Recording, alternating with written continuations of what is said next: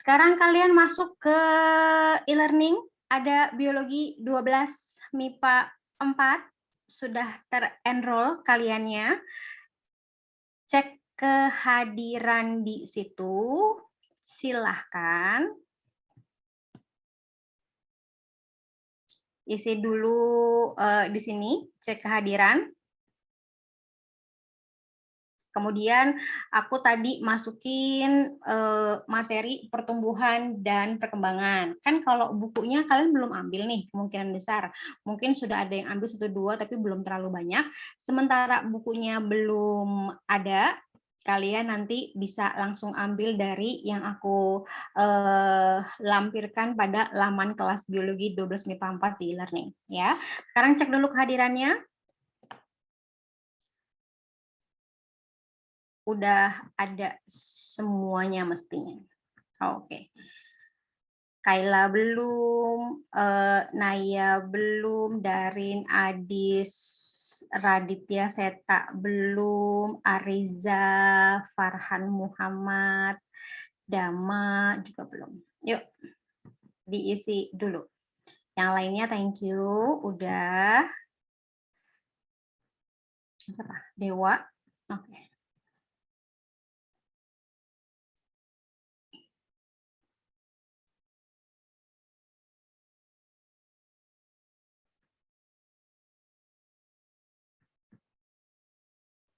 Sudah? Kalau udah, silahkan kalian download dulu materinya. Nih, materi 1 pertumbuhan dan perkembangan. Kalau bisa, kan nanti yang pakai ini bukan cuma buku doang. Kalau bisa memungkinkan untuk membuat kalian lebih mudah mengaturnya, buat di device kalian folder-folder biologi, mat SC, fisika, kimia, dan seterusnya. Ketika ada yang perlu di-download, diambil dari Google Drive, Google Classroom, kalau misalnya ada yang pakai, kemudian e-learning, kalian bisa masukkan ke folder-folder itu, ketika dibutuhkan, gampang, nggak usah nyari, kemarin nama filenya apa ya, kemarin di-download tuh tanggal berapa ya, nggak kayak gitu-gitu. Tapi langsung buka foldernya, ada semua. Ada materi, ada LKS, ada PDF, modul bentuk PDF, ada berbagai macam. Sekarang kalian download dulu yang ini, ya. Aku akan menjelaskan langsung. Tapi sebelum itu, sambil kalian download, sambil aku mengulas sedikit, materi apa aja sih yang nanti kita akan pelajari selama di kelas 12?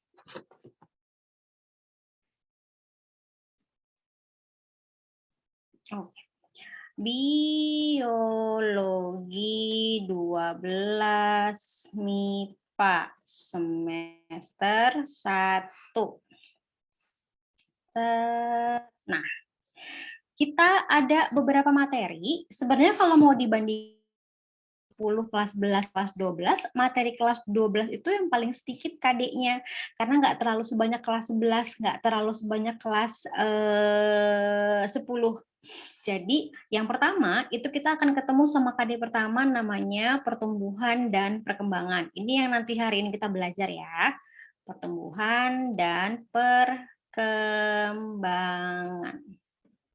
Lalu yang kedua ada metabolisme.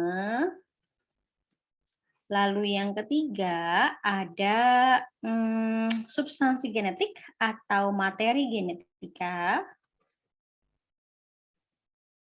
Maaf kalau tulisannya sedikit ngacak, maksudnya sedikit jelek karena sudah lama nggak nulis. Lalu yang keempat ada pewarisan sifat.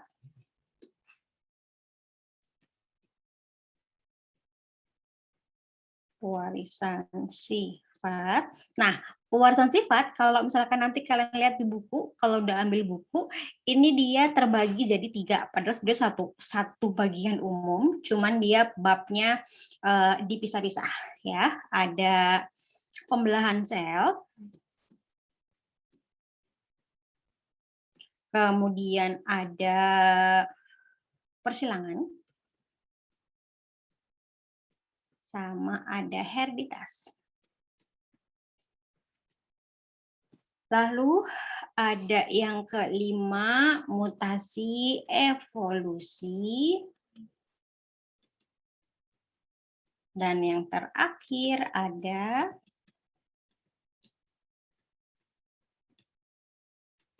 tuh.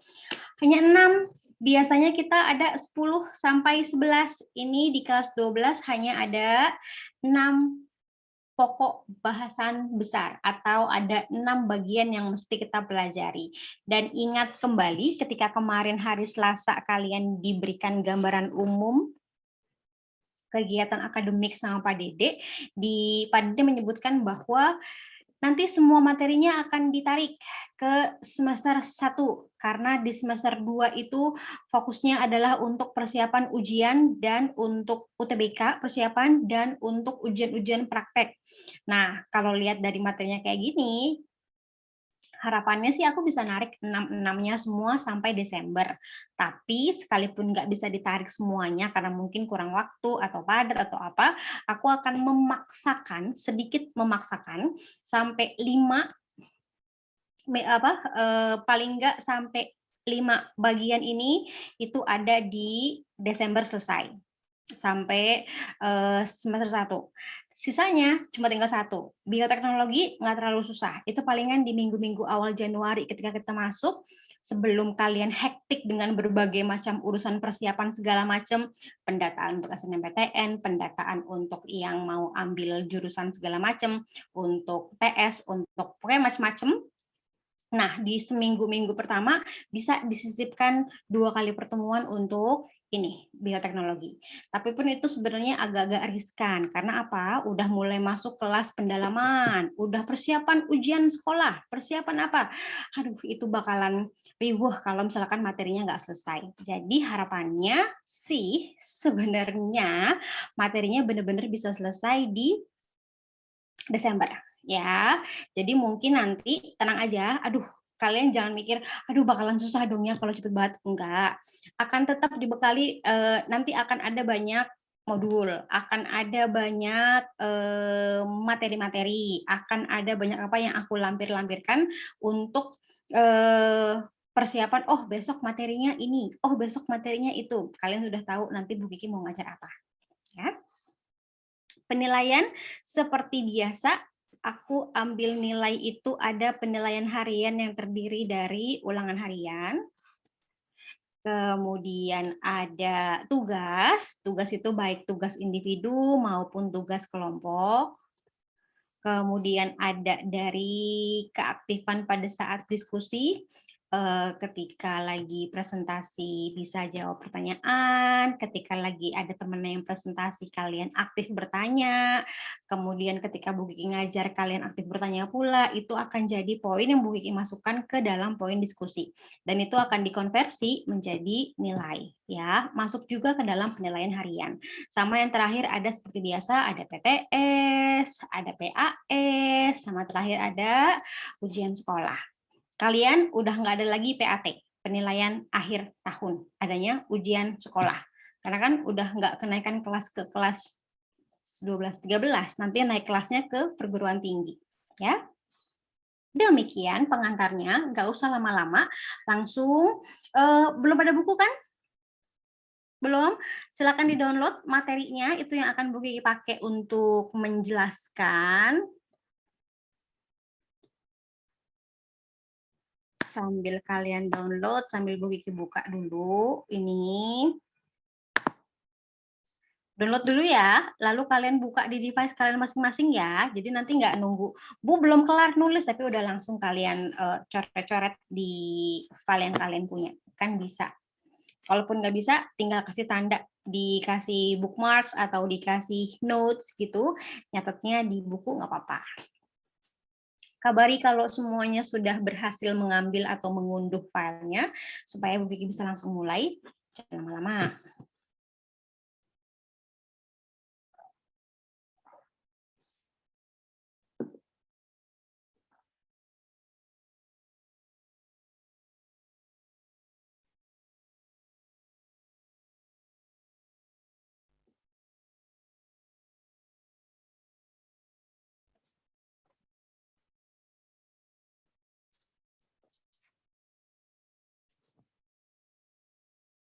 Udah? Yang lain? Kabari kalau udah ready.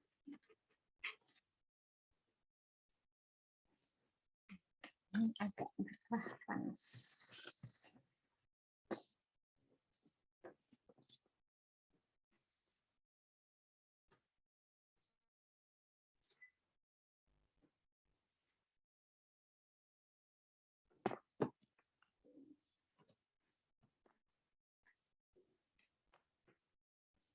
Kabari kalau udah ready, Bu Vicky mau mulai.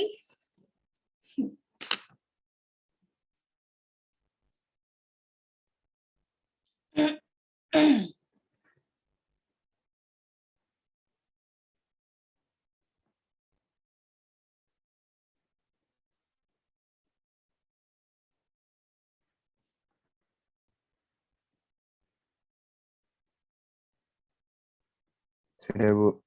Udah, oke. Yuk. Sambil kalian buka filenya, jadi sambil nyocok-nyocokin sampai yang nanti aku bicarakan.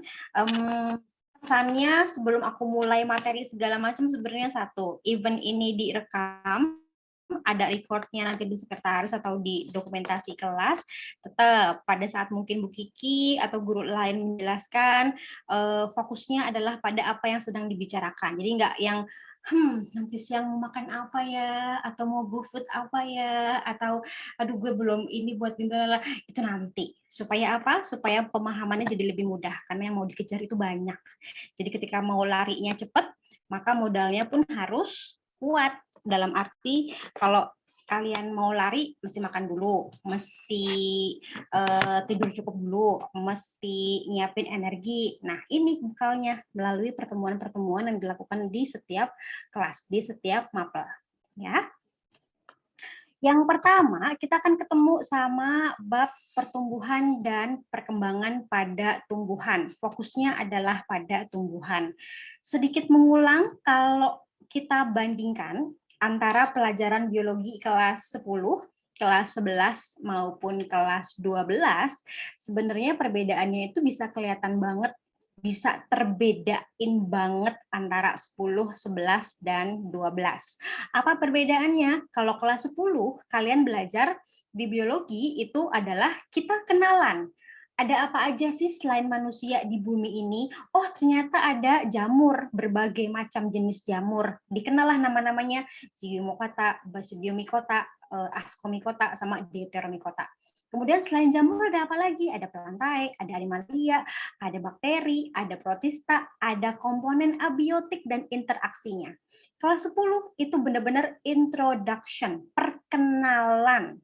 Kenalan sama apa lagi komponen kehidupan yang ada di bumi ini selain kita. Jadi fokusnya emang gede banget. Kelihatannya kayak, aduh membingungkan, kita belajarnya apa sih? Ya, kelihatannya pasti membingungkan kalau misalkan tidak tahu fokusnya kemana. Karena kok belajarnya macam-macam, animalia hewan dipelajarin, pelantai tumbuhan dipelajarin, bakteri berbagai macam bakteri dipelajarin. Ini sebenarnya apa sih, banyak banget? Ya memang kedengarannya banyak banget. Kenapa? Karena kita kenalan. Oh ada itu, ada ini, ada apa, ada yang tadi, gitu-gitu.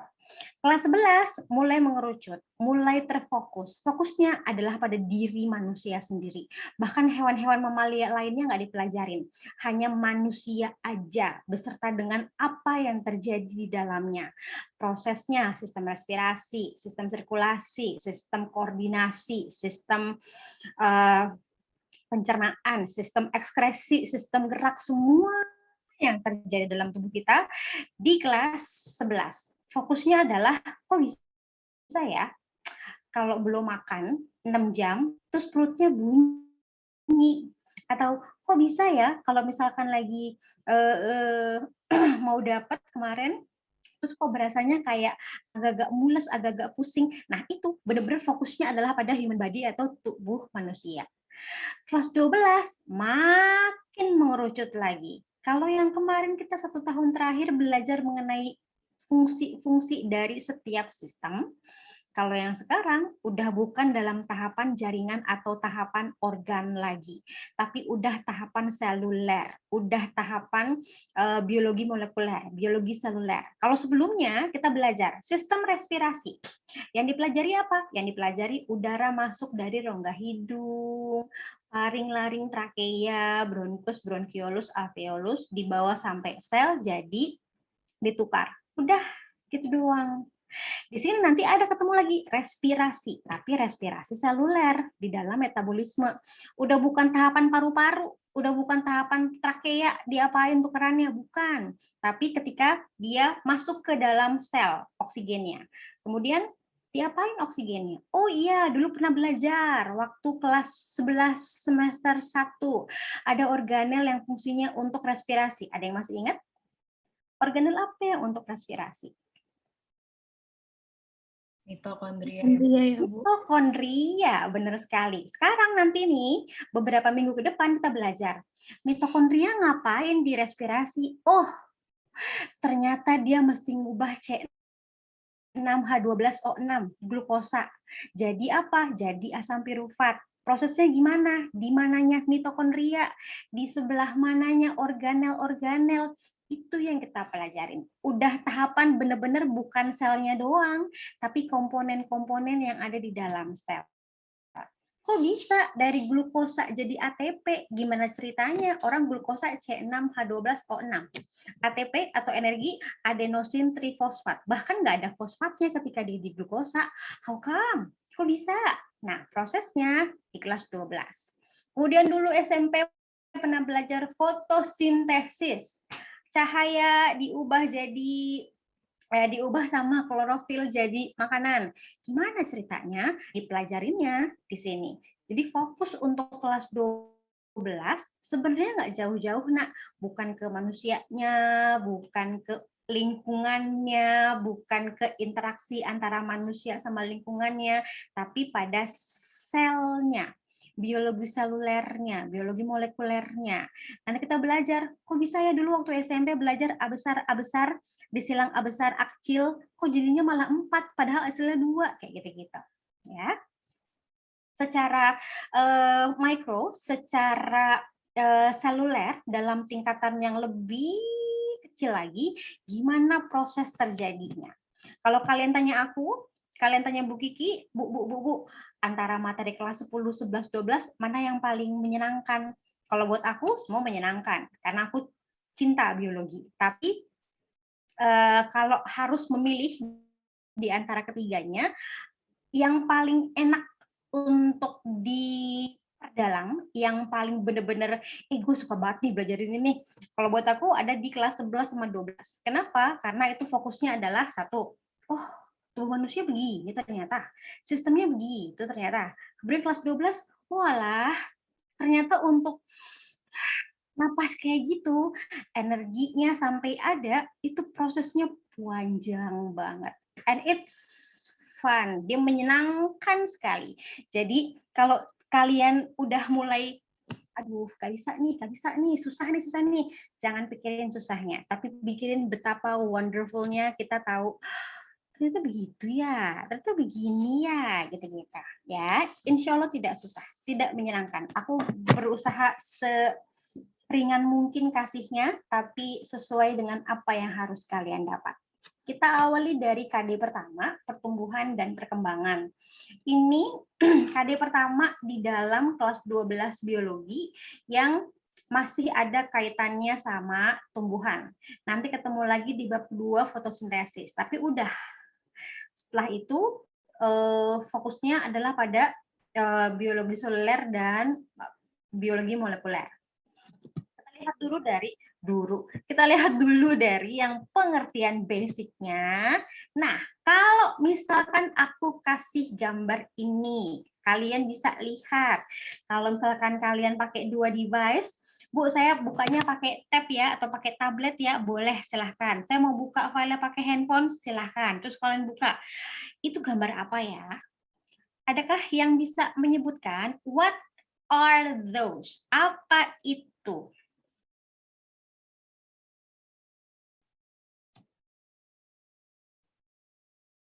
Kecambah, Bu. Kenapa? Kecambah. Kecambah. Yang mana yang kecambah? Yang udah numbuh ya, Bu? Yang mana? Kalau misalkan kalian lihat, let's say itu, let's say itu ada 4 bagian. Ada di sini 1, 2, 3, 4. Pertanyaan berikutnya dari Bu Giki, ada nggak sih di antara keempatnya itu yang kita sebutkan sebagai biji? Adakah? Yang pertama mungkin, Bu. Yang pertama maybe. Kemudian kalau misalkan tadi Hafiza bilang kecambah, mana kecambahnya? Za? Yang udah ada, yang udah muncul gituannya bukan, Bu? Gituannya kuat. Yang udah muncul hijau-hijaunya, Bu, daunnya. Oke, kita lihat. Bungkus dulu ya. Simpan dulu jawabannya Hafiza. Nanti kita lihat apakah yang dijawab atau yang ditebak sama Hafiza itu tepat.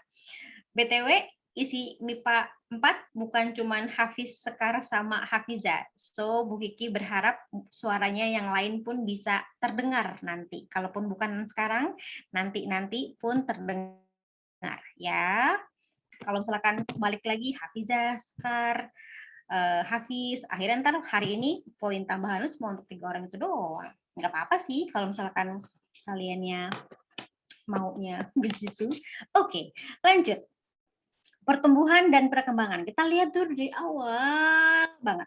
Pertumbuhan dan perkembangan itu merupakan hasil interaksi antara faktor luar dan faktor dalam.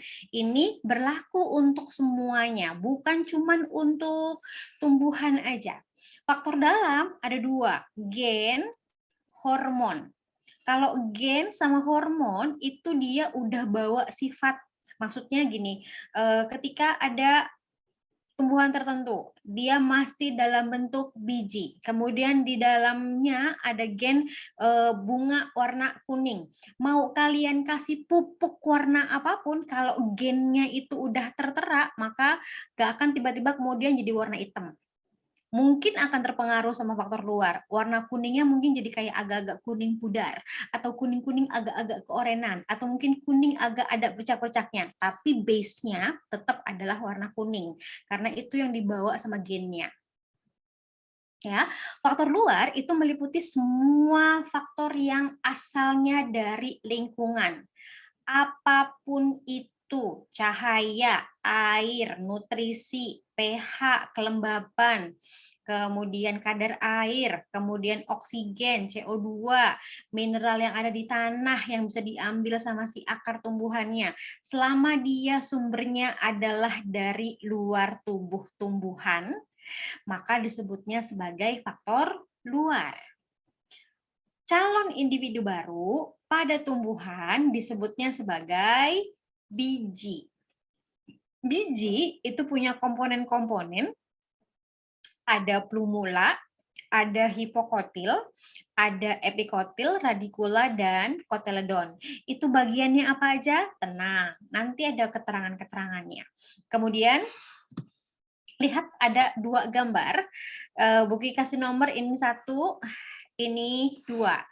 Dari tampak gambarnya, dari gambar yang nampak di layar, yang nampak pada device kalian, kira-kira perbedaannya apa yang dapat terlihat? Ada yang mau bantu jawab? Silahkan. Dikotil lebih rapi. Dikotil lebih rapi dalam hal?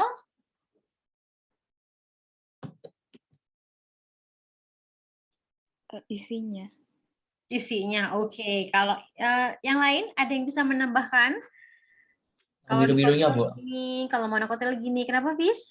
Yang biru-birunya, Bu, nggak tahu namanya apa. Itu kalau dikotil kan ada 2 gitu di masing-masing ujung gitu. Kalau monokotil cuma 1 doang dan itu gede.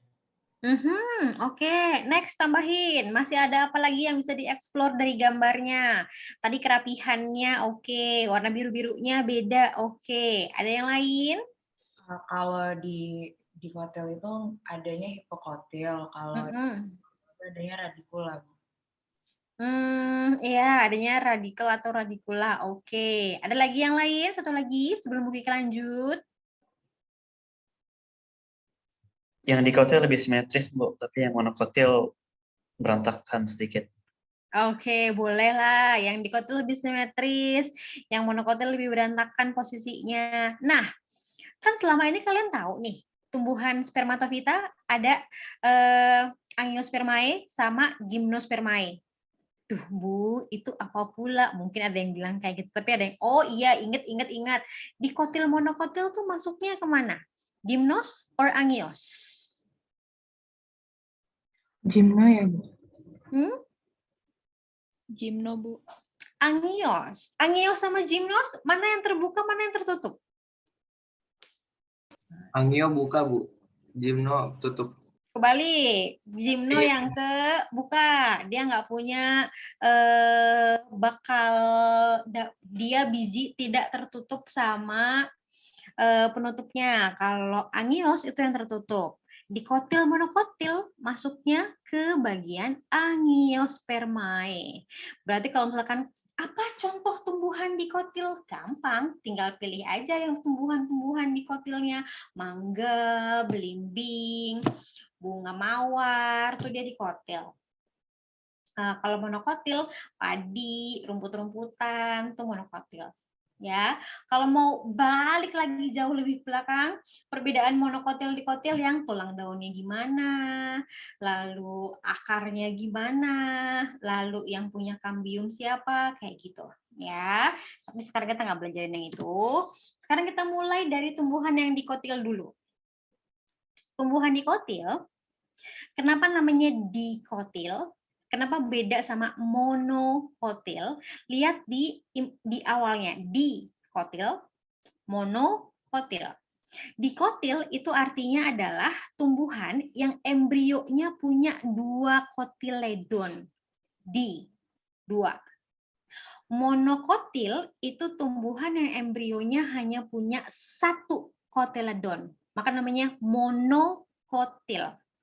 Jadi perbedaannya itu based on perbedaan namanya itu benar-benar berdasarkan yang satu punya 1 kotiledon, yang kedua dia punya 2 kotiledon. Udah, itu doang, easy peasy lemon squeezy. Jadi kalau misalkan ada yang pernah mempertanyakan kenapa namanya monokotil dikotil, kenapa bukan yang lainnya, kenapa istilahnya mesti agak-agak aneh monokotil dikotil, alasannya ini. Karena ada yang punya 2 kotiledon, ada yang punya 1 kotiledon, maka dibedain dikotil 2 kotiledon, monokotil 1 kotiledon. Ya, lalu catat, lengkapi, kasih garis bawah, kasih keterangan, kasih highlight kalau misalkan kalian bisa mengedit file PDF-nya. Setiap biji, setiap calon tumbuhan baru itu selalu dilengkapi sama cadangan makanan. Nih, ini semua sama. Mau di tumbuhan dikotil, tumbuhan monokotil, selalu ada cadangan makanannya. Kenapa yang ini mesti ditekankan? Karena nanti ada bedanya. Tapi basically mereka sama-sama punya cadangan makanan. What is biji? Apa itu biji sebenarnya? Biji itu adalah calon individu baru, calon tumbuhan baru, embrio yang belum keluar batang, keluar akar, keluar daun. Jadi kalau misalkan kalian lagi bantuin mama kalian di rumah, lagi bantuin bunda kalian di rumah, kemudian mau weekend, lalu mau bikin bubur kacang hijau nih, lalu disuruh sama ibunya, sama bunda kalian, sama mami kalian, kakak atau enggak, dek, tolong dong rendemin biji kacang hijaunya di baskom atau enggak di mangkoknya, rendem ya, kasih timer ya, 3 jam ya, yang kalian rendam bijinya itu bijinya, yang kalian rendam itu bijinya. Tapi ketika dia udah keluar kelihatan ada putih-putih, kelihatan udah keluar kayak membentuk calon akar, itu bukan lagi disebut sebagai biji. Jadi yang disebut sebagai biji kalau belum ada tampak calon akar, belum ada tampak calon batang, belum ada tampak calon daun. Ya. Jadi kalau misalkan tadi gambar yang pertama, ada gambar biji nggak di sini? Nggak ada. Kenapa nggak ada? Ini udah mulai keluar, ini udah keluar, ini udah apalagi muncul banget, apalagi yang nomor 4. Ya, karena pada dasarnya biji itu kalau dia bentuknya masih calon individu baru, belum keluar macam-macam. Nah, pada tumbuhan dikotil, dia punya 2 kotiledon, kemudian bagian-bagiannya apa aja? Dia ada bagian-bagian, nih. Ini ada 2 tipe biji dikotil. Bandingkan antara yang A dan yang B. Apa perbandingannya? Sebenarnya kalau kalian cek, kalau kalian lihat antara gambar yang atas sama yang bawah, antara yang A sama yang B, itu sama. Dalam hal apa? Mereka sama-sama punya epikotil dan hipokotil. Epikotil, hipokotil sama. Samanya apa lagi? Sama-sama punya kotiledon. Kotiledon. How much? How many? Ada berapa banyak? Ada 2. Karena kita lagi ngomonginnya dikotil. 2 kotiledon. Kemudian ada radikel, radikula. Lalu kemudian ada, ya, apa itu hipokotil, epikotil, radikula, plumula? Kalau misalkan kita gambar bijinya, nggak usah gambar, lihat bijinya gambar ini nih. Aku zoom in. Nah, ketika dia masih ada semua komponennya di dalam, belum ada calon akar yang keluar, belum ada calon batang yang keluar. Ketika kita lihat begini, ini yang disebut sebagai biji. Ya, terus jangan bingung, Bu, itu ada kayak calon daun, Bu, udah keluar. Ini kelihatan seperti ini karena kita ceritanya mau lihat bagian dalamnya. Kalau nggak dibelah, dia kayak utuh doang, kayak biji kacang merah, biji kacang hijau, kayak gitu-gitu. Ya, lalu lihat yang warna hijau, hijau neon itu adalah kotiledon. Nggak usah bingung, Bu. Ibu bilang kalau dikotil kotiledonnya 2, itu 1. Kenapa cuma kelihatan 1? Karena kita cuma lihat dari begini, kita belah, ya kan? Terus kita lihat cuma 1 doang. Yang satunya tidak diperlihatkan, jadi cuma kayak sebelah doang. Dilihat bagian dalamnya, ada bagian-bagian yang kayak gini. Jadi kalau misalkan mana 2 kotiledonnya, orang tuh cuma 1. Ya of course cuma kelihatan 1. Karena apa? Karena kita cuma melihat 1 belahnya aja. Yang 1 belahnya lagi nggak ditunjukin. Hanya untuk meluruskan persepsi, menyamakan persepsi. Lalu lihat, di kotiledon, itu dia kayak punya percabangan. Percabangannya itu ada yang mengarah ke atas, ada yang mengarah ke bawah. Jadi kalau misalkan aku mau gambar pakai annotate ya. Nih, misalkan ini ada bijinya. Nah, gitu. Contoh. Lalu ini yang aku gambar adalah bagian kotiledonnya. Ya kan? Kemudian dari kotiledonnya ini, itu dia kayak ada bagian yang akan keluar begini, Nak. Nah, tuh. Akan kayak gitu. Itu nanti dia yang akan keluar membentuk akar sama batang. Tapi selama dia belum keluar, maka dia akan tersimpan di dalam gini. Tuh. Sama kayak gambar yang ada di samping warna hijau yang lebih bagus. Ini aku bikin cuman kayak konsepnya doang, skematisnya doang. Kemana ini nanti? Ntar ini dia ke atas arahnya nih. Set. Gitu. Ini ntar dia ke bawah arahnya. Set. Tapi sementara dia masih dalam bentuk biji, maka kayak gitu kelihatannya, kira-kira. Nah, kalau dia masih posisinya ada di dalam, belum menembus bagian kulit bijinya, itu yang disebut sebagai biji. Belum ada calon akar atau calon batang yang keluar.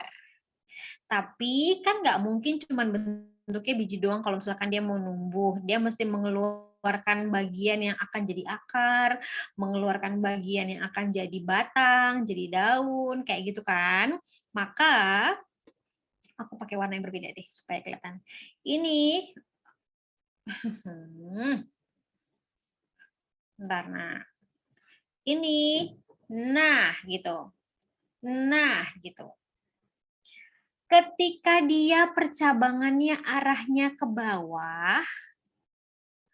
bawah, ini namanya adalah hipokotil.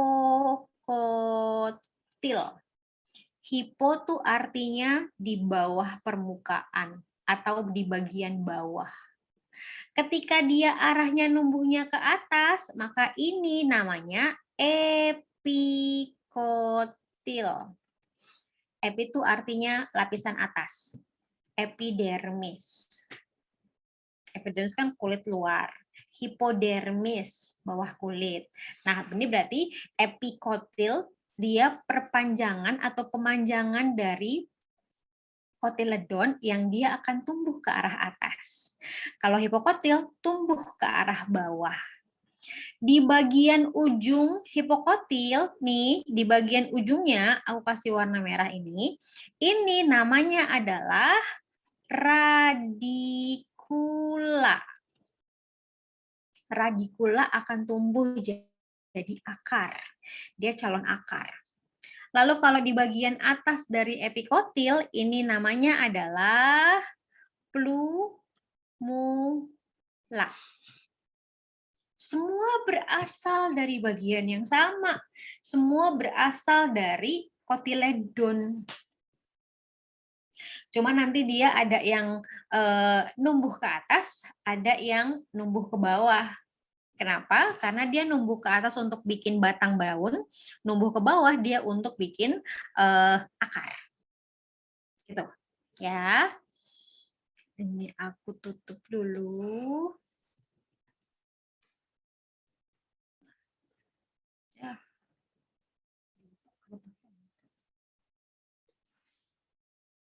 Sama gambar bagusnya sih kayak gini. Cuma tadi aku menggambarkan supaya warnanya beda-beda.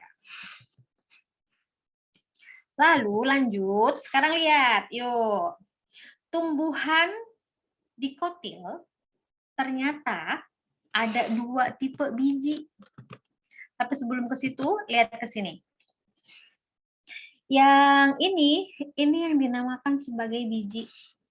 Kenapa? Belum ada calon yang keluar. Belum ada hipokotil, epikotil, radikula, plumula yang tampak dari luar. Jadi semuanya masih di dalam. Ya, itu biji.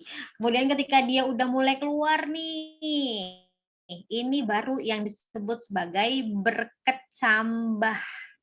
Keluar calon pertama untuk jadi akar. Keluar calon perpanjangan yang ntar akan jadi batang. Kalau bentuknya udah kayak gini, udah ada akar, udah ada batang, udah ada daun, udah ada tunas gini, ya disebutnya sebagai tumbuhan muda atau tumbuhan kecil. Ya. Hipokotil itu bagian yang mengarah ke bawah, epikotil itu dia bagian yang mengarah ke atas. Tapi ketika dia udah tumbuh jadi tumbuhan kecil, nandainnya gampang. Bagian yang ada di atas kotiledon namanya epikotil. Bagian yang ada di bawah kotiledon namanya hipokotil. Itu perbedaannya. Kemudian lihat, ini ada 2 macam bijinya si dikotil. Yang satu dia punya kotiledonnya gede. Kalau aku arsir nih pakai warna merah, ini kotiledon. Ya. Ini juga kotiledon yang aku arsir pakai warna merah. Tuh. Yang satu lagi, yang castor bean, ini dia biji tanaman jarak, ini dia kotiledonnya cuma 2 juga padahal, tapi tipis banget nih, lihat nih, aku arsir warna merah. Tuh, itu juga Tuh. Kalau kalian bandingin, oh iya, beda. Kenapa beda? Yang satu tipis, yang satu tebal, itu disebabkan karena keberadaan endosperma atau cadangan makanan. Sebentar, sebelum ke sini, sampai bagian-bagian ada yang ingin ditanyain apa enggak? Aku lupa nawarin. Ada yang ingin ditanyakan atau tidak sebelum aku lanjut?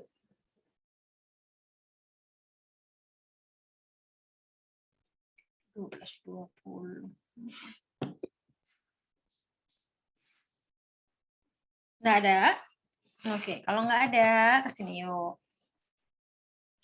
Tadi di awal Bu Kiki bilangnya apa? Bahwa setiap biji pasti dilengkapi sama yang namanya cadangan makanan.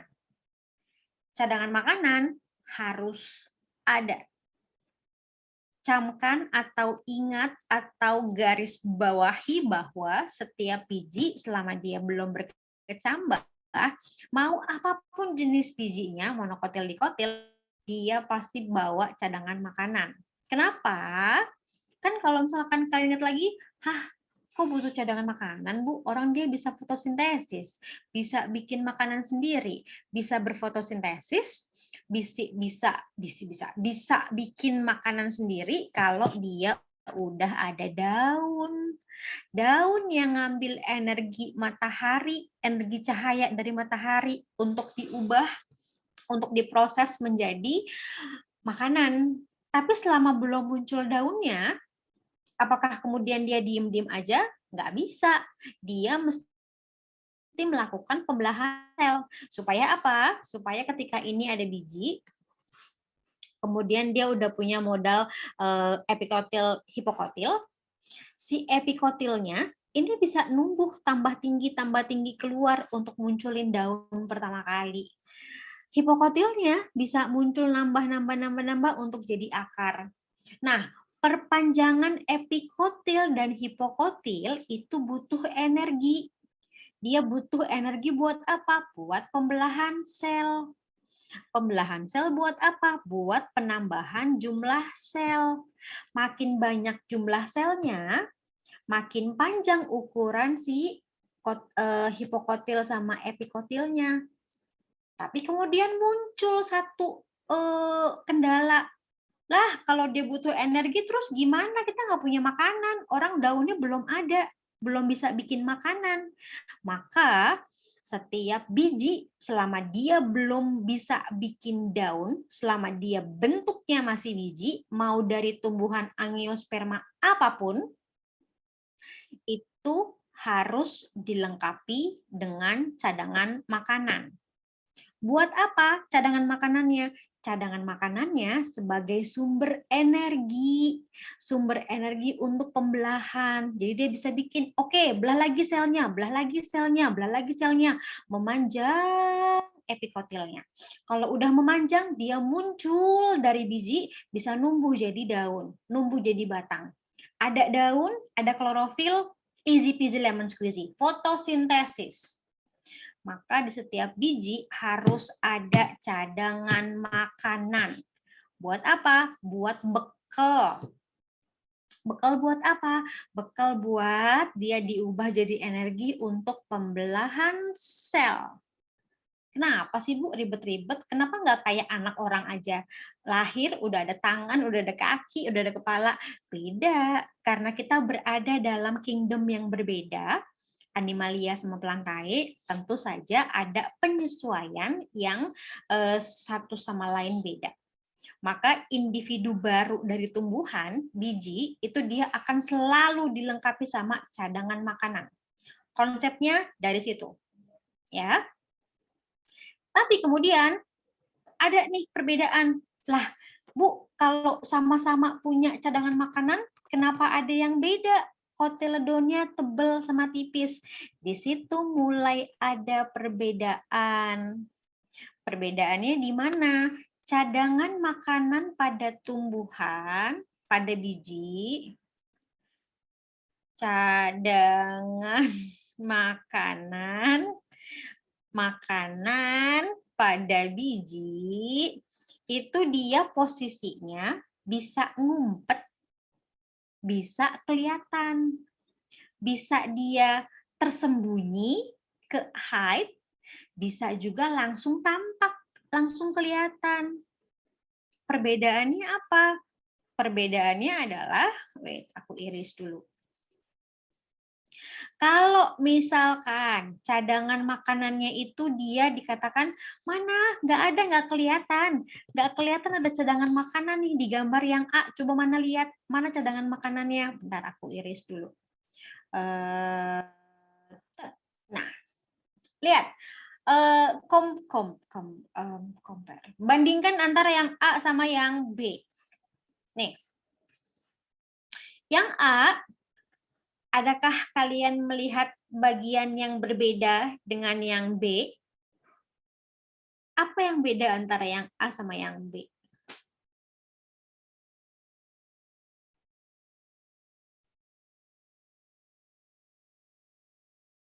Yang A nggak ada endospermanya ya, Bu?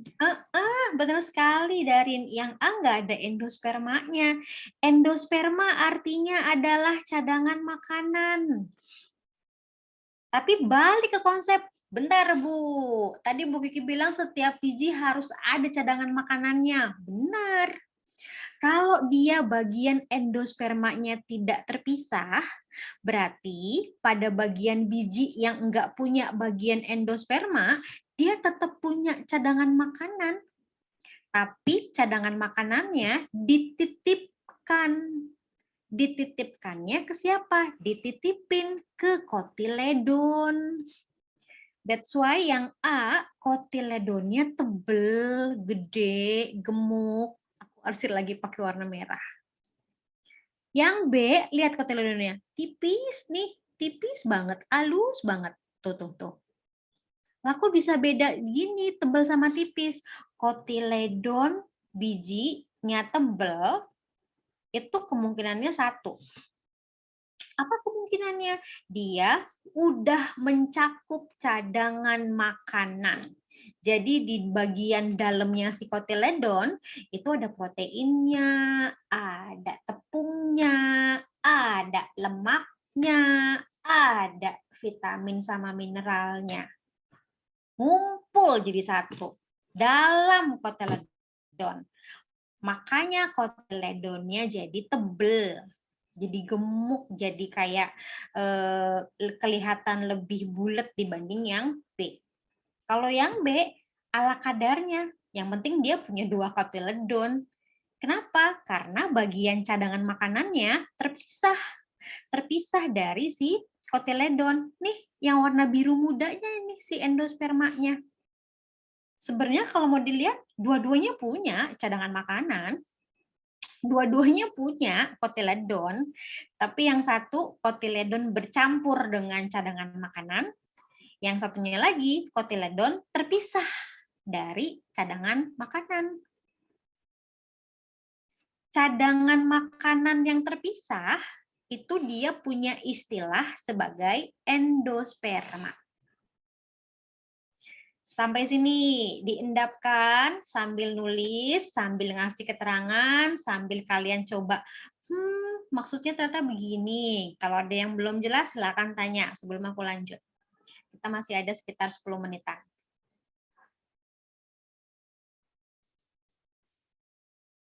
Sambil dicoret-coret, sambil kasih keterangan.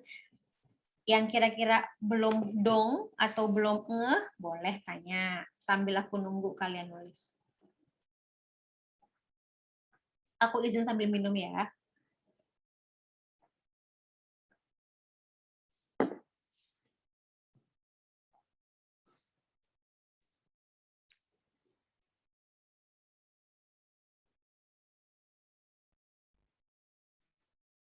Ada yang masih bingung? Jelas semua ya? Oke, nice. Lanjut ya ke sini. Masih di bagian endosperma atau cadangan makanan. Cadangan makanan harus ada. Buat apa? Buat dia modal untuk bikin energi. Buat apa energinya? Buat pembelahan sel. Kenapa mesti ada pembelahan sel? Karena dia mesti nambah jumlah sel, pertumbuhan. Kenapa mesti nambah jumlah sel? Karena dia mesti bikin calon akar, calon batang, calon daun. Sampai sini sama semua persepsinya? Bisa dipahami ya? Oke. Lalu tiba-tiba muncul, terus kalau misalkan ada biji yang kotiledonnya nyampur sama cadangan makanan, ada biji yang kotiledonnya terpisah dengan cadangan makanan, terus gimana ngebedainnya? Nah, biji itu tipenya jadi ada 2 berdasarkan keberadaan cadangan makanannya. Ada yang namanya biji albuminus, ada yang namanya biji albuminus. Ini hanya dibedakan berdasarkan di mana posisi cadangan makanannya. Kalau eksalbuminus itu cadangan makanan, dia tergabung bersama dengan kotiledon. Gabung dengan kotiledon. Kotiledonnya jadinya gede, jadinya tebel. Kalau albuminus itu dia cadangan makanannya terpisah dari kotiledon. Kotiledonnya jadi tipis karena dia nggak mengandung cadangan makanan, tapi cadangan makanannya tetap ada. Cuman dia posisinya kayak kepisah dari kotiledon. Nah, cadangan makanan yang terpisah ini namanya adalah endosperma.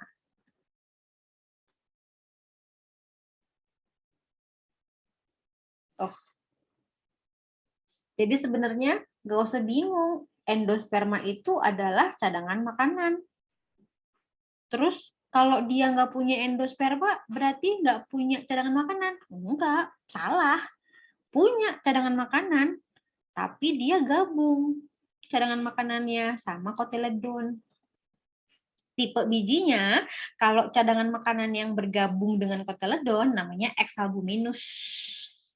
Kalau dia terpisah, yang dia benar-benar ada bagian namanya endosperma sendiri, namanya biji albuminus. Dikit lagi, satu lagi. Nggak sampai 12-20 kok. Satu lagi, habis itu udah. Nih.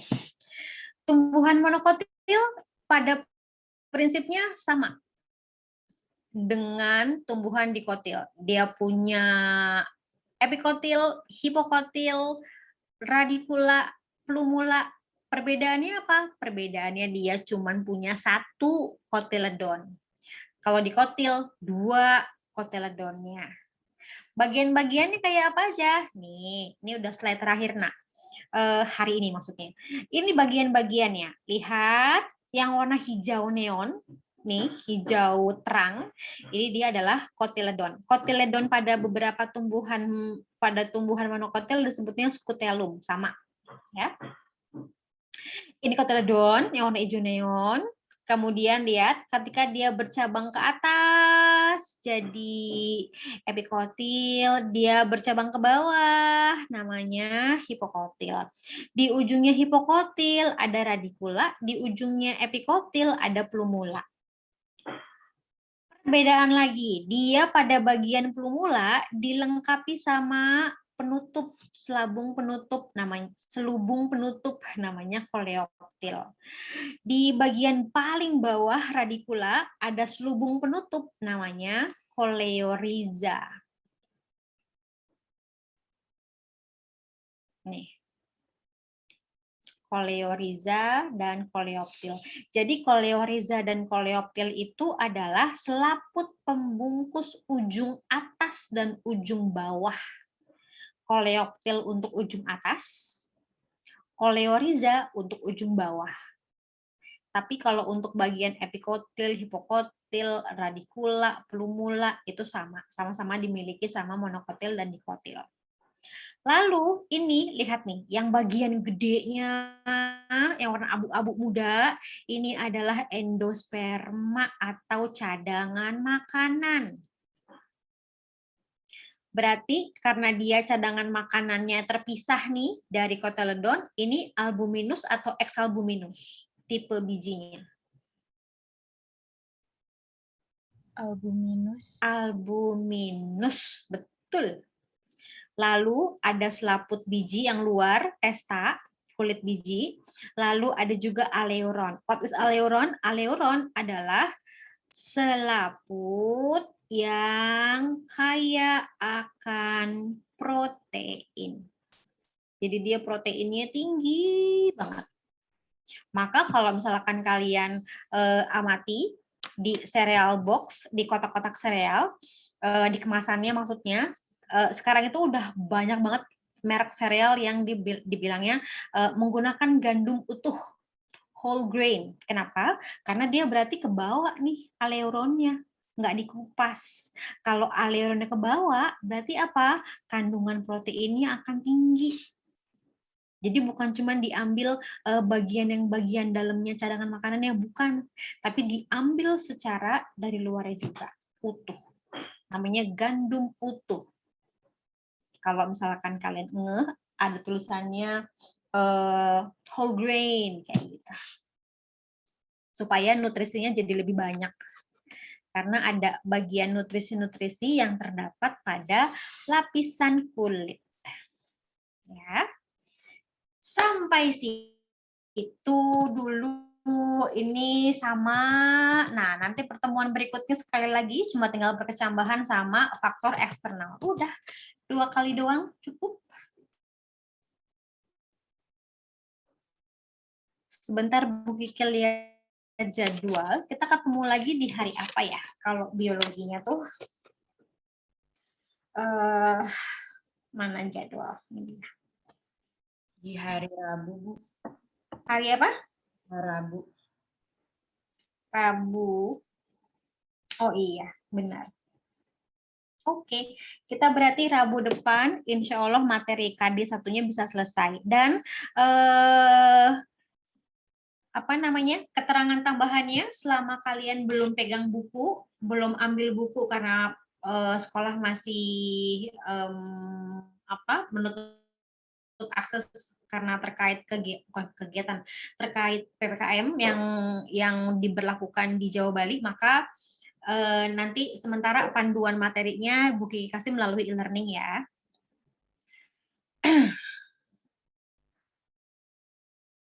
Kemudian PKU Bu Kiki akan mulai kalau enggak hari Kamis depan atau enggak Kamis depannya lagi, antara minggu depan atau minggu depannya lagi. Karena aku mesti lihat dulu mana yang paling ringan, yang tidak terlalu memberatkan. Mesti di-compare dulu. Gitu, ada pertanyaan? Nggak ada? Oke. Kalau nggak ada pertanyaan, kita sampai di sini dulu ya. Ini aku stop share dulu bentar. Hafiz, boleh tolong pimpin doa, Nak? Ya, Bu. Sebelum kita mengakhiri pelajaran biologi pada hari ini, adalah kita berdoa dan dimulai.